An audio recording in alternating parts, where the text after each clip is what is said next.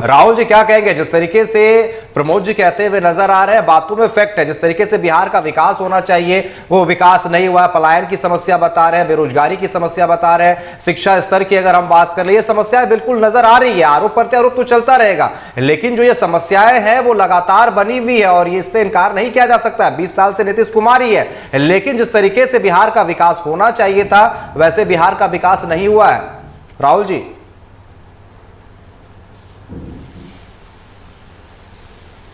राहुल जी आपकी माइक शायद ऑन नहीं है, जरा सा माइक ऑन कर ले आप, आपकी आवाज नहीं पहुंच रही। अनिकेत जी, एक हिंदी फिल्म का गाना था, याद होगा, हम सबको याद होगा कि मेरे नजर से तुम देखो तो यार नजर वो आए और भोली सी सूरत आंखों में बसती दूर खड़ी शर्माए। देखिए, ये जो विपक्ष की जो बातें हैं ना, वो लगभग कुछ ऐसे ही हैं। देखिए, मैं आपको बताता हूँ, मैं मुश्किल से सारी बातों को उनके सुन रहा था और तथ्यों को मैं तैयार कर रहा था कि इनको जवाब क्या देना। देखिए, सबसे बड़ी बात क्या है ना कि अब एक खुशी का बात यह है कि अब आरजेडी के लोग तथ्य भी रख के बात करने लगे हैं। ये एक अच्छी बात है और मैं प्रमोद जी को इसके लिए बधाई देता हूं, क्योंकि ये तथ्यों पे ज्यादा बात करते हैं। और मैं आपके चैनल के माध्यम से इनके सारे प्रश्नों का उत्तर देता हूं। देखिए, इन्होंने कहा कि हॉस्पिटल्स के बारे में बात किए, इन्होंने स्वास्थ्य के बारे में बात किए, इन्होंने बहुत सारी चीजें ऐसी बात की और सब पे क्यों लगाया। तो इनका जवाब यही है कि अगर इनके शासनकाल की अगर हम बात कर लें तो 20,000 करोड़ रुपए का एक प्लान एक्सपेंडिचर होता था। ऐसा क्यों था? ऐसा क्यों था? पहला। दूसरा, कि अगर हम बात कर ले कि बिहार के अंदर लिमिटेड रिसोर्स होने के बाद भी 3,000 से 3,500 करोड़ रुपए ही आ पाता था। ऐसा क्यों आता था? अब तीसरी बात कर ले कि आपके शासनकाल में जो पर कैपिटा इनकम की ये बात कर रहे थे वो 7 से 8,000 रुपया क्यों था?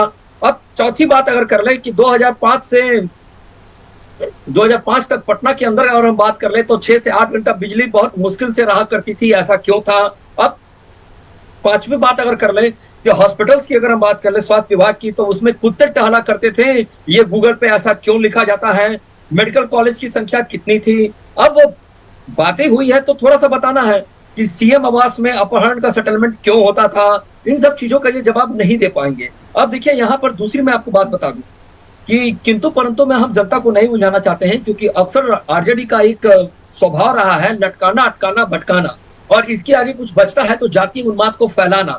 देखिए, अभी थोड़ी देर पहले हमारे बड़े भाई बात कर रहे थे, कह रहे थे कि जातीय जनगणना को लेकर कुछ चर्चा कर रहे थे, लेकिन मैं बता दूं कि इनके इंडिया अलायंस के जो युवराज है, यानी कि कांग्रेस के जो महानायक है, उन्होंने जब पटना में अपना कदम रखा था तो इनको कटघरे में खड़ा कर चले गए थे। उन्होंने कहा था कि जातीय जनगणना ही गलत है, इसको हम मानते ही नहीं है, जबकि सरकार में ये खुद सम्मिलित है। ऐसा क्यों है?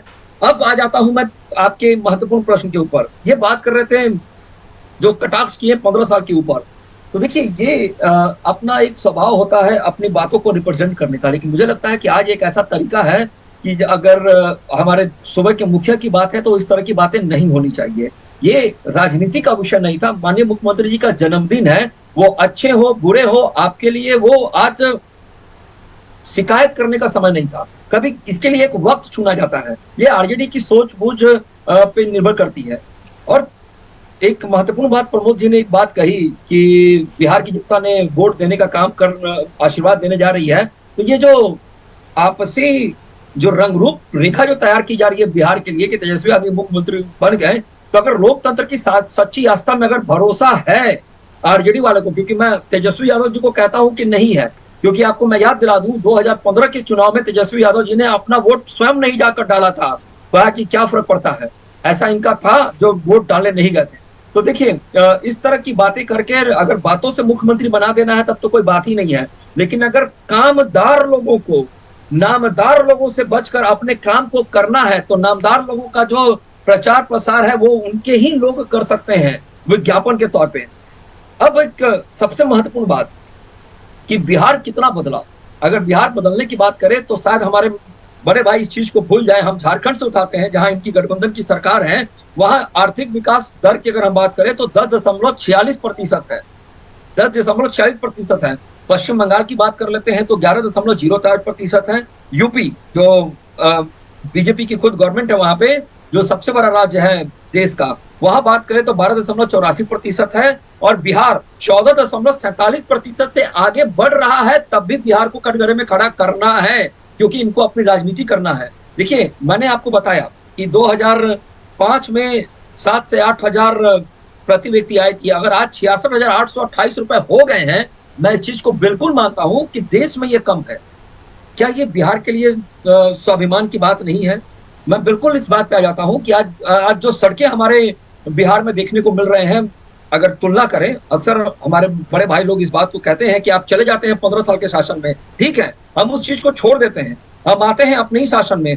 पहले के विकास की और अगर अभी की विकास की अगर हम बात करें तो आज जो सड़कों का जाल जो आज बिछ रहा है पूरे एक जिले से दूसरे जिले में चले जाने के लिए, और पटना को लगभग 4 घंटे में आप सहरसा से पटना पहुंच सकते हैं। तो अगर ऐसी स्थिति में पटना पहुंच गया है, लोग जब आते हैं तो लोग कहते हैं कि ये क्या हुआ। लोक आस्था की महाकुंभ की अगर हम बात कर ले तो जो अदर स्टेट की गाड़ियां बिहार से होकर यूपी जाया करती थी, उनके अगर बातों को कर ले तो उनका भी यही कहना था स्पष्ट रूप से कि बिहार सच में बढ़ गया है, बिहार सच में बहुत अच्छा हो गया है। लोग अब डरते नहीं है, औरतें घर से बाहर आराम से निकलती हैं। देखिए, अपराध अभी भी घटता है, मैं इसको नहीं कहता हूं, लेकिन अब के अपराध में, पहले के अपराध में समस्याएं थी। पहले दिन दहाड़े किडनैपिंग हो जाते थे, अब वैसी स्थिति बिहार की नहीं है। अब अगर ऐसी कहीं कोई घटना भी घटती है हत्या से, तो वो आपसी विवाद में यह घटना घट रही है और उसको पुलिस त्वरित कार्रवाई कर उनको सलाखों के पीछे भी भेज